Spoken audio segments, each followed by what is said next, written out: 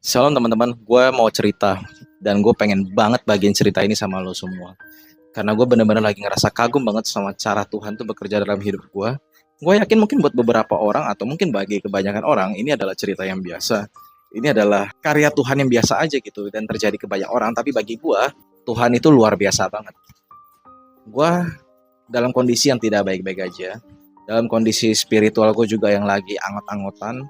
Gue jauh dari Tuhan dan bukan hal yang on fire banget kayak dulu. Dan di tengah krisisnya global ekonomi kayak gini, ketika berita BBM naik itu benar-benar penjualan anjlok, ekonomi lagi parah-parahnya. Gua tuh pusing gimana caranya harus bertahan usahanya, gimana rumah tangga ini tetap running, biaya kehidupannya gue tuh benar-benar nggak ngerti lagi gitu. Yang gue bisa lakuin adalah cuma bertahan, bertahan dan bertahan.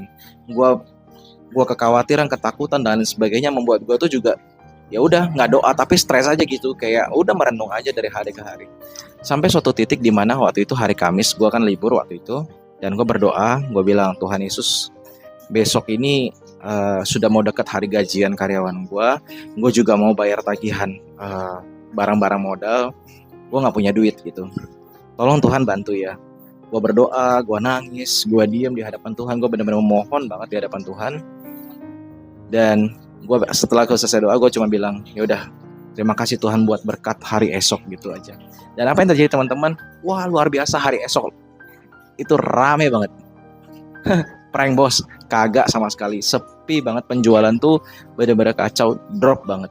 Dan gue cuma bisa merenung aja, diem, duduk, dan ya udah stres aja gitu sendiri. Dan gue bilang, ada satu titik gue udah stres dan gue bilang gini, Tuhan yang memberi, Tuhan yang mengambil. Terpujilah Tuhan. Apapun yang Tuhan kasih pada hari ini, gue percaya Tuhan pelihara. Ini sudah yang terbaik. Terima kasih Tuhan. Dan gue percaya hari esok akan lebih baik lagi.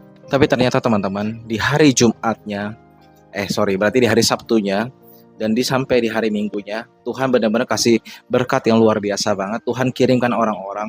Mungkin angka itu kecil bagi banyak orang, tapi angka itu sangat berarti buat gue untuk bayar modal, bayar karyawan, dan lain sebagainya. Dan seminggu kemudian, dengan berjalannya waktu, Tuhan juga terus tambah-tambahkan.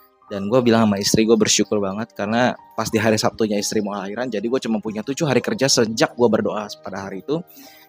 Dan gue bilang, Tuhan terima kasih untuk semuanya. Ternyata apa yang gue takutkan bahwa ketika gue libur untuk istri melahirkan itu, bahwa kami akan kekurangan dan lain sebagainya, ternyata itu nggak terjadi. Ternyata yang adalah kami diberkati, kami bahasanya ya, kami terpelihara. Dan itu semua karena kasih karunia Tuhan. Semoga share ini membantu ya teman-teman. God bless everyone.